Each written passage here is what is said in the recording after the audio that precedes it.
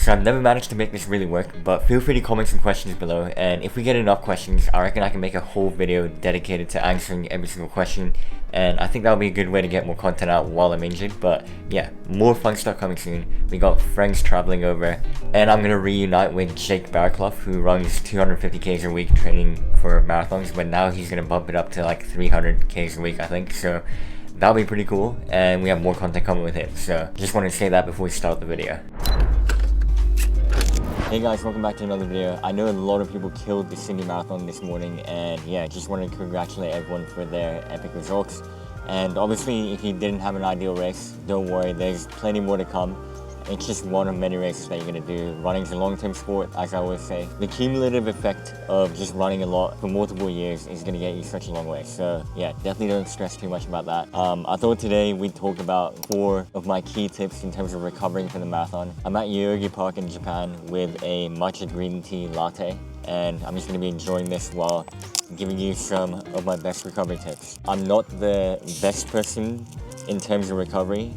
So yeah, considering my injury history, I'm either super qualified to talk about this or I am not meant to be talking about this, depending on how you look at it. But I think the fact that I have gotten injured a fair amount does give me a bit of credibility as to the fact that I know roughly what could contribute to injury. And obviously, as usual, I will be talking a bit of science in the process of explaining everything too. I love this. So the first rule we'll talk about is that rule where they say for every mile that you've raced, take a day easy. Now, a lot of people confuse this and think that you need to take 26 days off in a row because 26 miles is a marathon, but that's actually not the case. While this is a very general rule, I think it's still a good idea to keep in mind that it could be beneficial to take 26 days off intense runs or super long runs. So you've obviously been doing a lot of long runs to train up for the marathon. That's going to differ depending on the person, but it could be anywhere between 21K all the way up to maybe even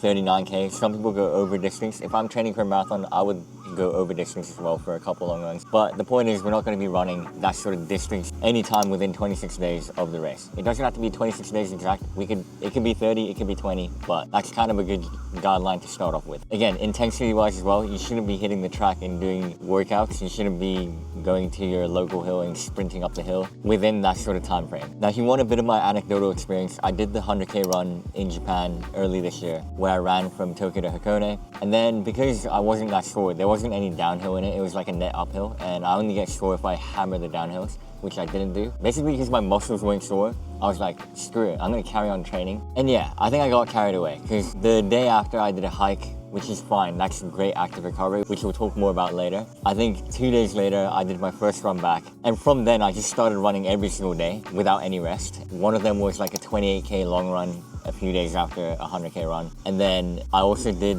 a 5K time trial where I ran like 16:40, which is about a minute off my personal best. So it's clear I'm still fatigued, even though I wasn't sure. Anyway, eventually it led to getting medial tibial stress syndrome, which is like an injury that happens in the conjunction between the muscle and the bone. So yeah, again, I wasn't sure, but I think, the tendon still had that effect where it needs the recovery. And I was pretty stupid to just base off how many days I take off regarding like how sore I am. I should understand that there's more to it. The joints need to heal a bit, and so do the tendons and the part where the muscle attaches to the bone, which is on the periosteum, outer layer of the bone. That's where MTSS, medial tibial stress syndrome, or shin splints, all occurs. But yeah, I don't think I need to blabber on any further. I think it's given that you need to take it a bit easy after the marathon. It might take a while, and that's fine. Everyone recovers at a different rate, and it depends on your history, what you've done in the past as well. So yeah, take it at your own pace and don't rush the recovery process, and just take as long as you need, because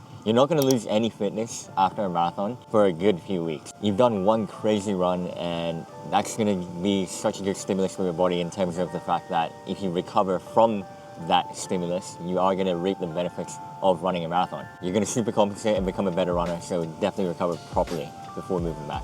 Second thing I want to talk about is hydration. Now, a lot of people can overdo it, especially right after a marathon, and be like, holy crap, I need to drink a ton of water, and they have potentially too much water. It depends on the situation. Not everyone overdoes it, but some people definitely do overdo it. And the best way to minimize the chances of overhydrating is to just go via thirst. I think your body is super good at knowing how much water it needs at any given point. And if you're not thirsty, you don't need a drink. If you're thirsty, then you probably need to hydrate a little bit. Another good way to check your hydration level is to check your pee. If it's super yellow, obviously you want to drink a bit more.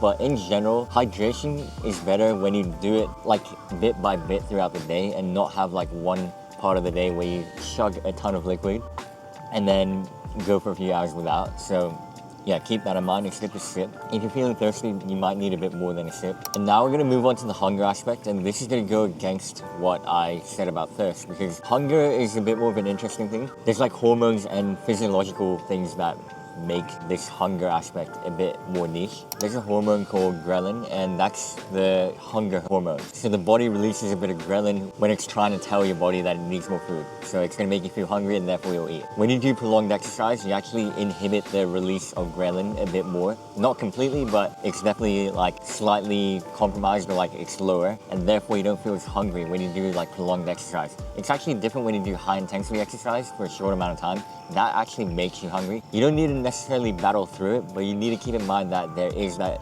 little bit of inhibition, and therefore you should maybe push through the fact that you're not hungry and still replenish the calories a little bit. But the other physiological part that makes sense is that there's less blood flow to the gut, the stomach and the intestine. And that actually does decrease your appetite as well, because the blood flow is actually instead going towards recovering your muscles. Yeah, we're getting more blood flow to the muscles, great, you're getting oxygen there and it's promoting recovery. But without the blood flow to the stomach and the intestines, you're actually suppressing your hunger as well. So again, you kind of have to battle through that. Eat a little bit, because then your stomach will start to digest the food, and that will tell your body that we need more blood flow to that area, and then you might get hungry later on. So even if it's a little bit to kick off the hunger process, it's good to eat a little bit after a run. But apart from that, this final tip is a bit relevant to what we were talking about earlier with the taking the days easy. Active recovery is actually a thing. If you walk, it's actually a great way to get blood flow to the muscles. Like I just talked about, whatever you're using in the body is where the blood will flow to. So if you are walking around, which is very low intensity, you always have at least 1 or 2 feet on the ground, unlike running where you're in the air and then you're landing, and then you're in the air and then you're landing. But walking, the beauty is you're always touching the ground at one point, so it's not big impact, but you still get that active recovery where the blood flows to the muscles and therefore speeds up a bit of the recovery process. So yes, you shouldn't do anything intense, but I think walking and moving around a little bit is beneficial to recovering a bit quicker. That being said, like I said, there's no rush to get back into it, so honestly, if you want to lie down in bed for a few days, nothing wrong with that, but you might take a bit longer to recover because of that as well though, so keep that in mind. I hope this video is helpful. I only gave 4 tips because I want to hear what your recovery tips are after a marathon. Comment down below what you think, and yeah, anyway, that's enough blabbering. Thanks for watching the video, and I'll see you in the next one.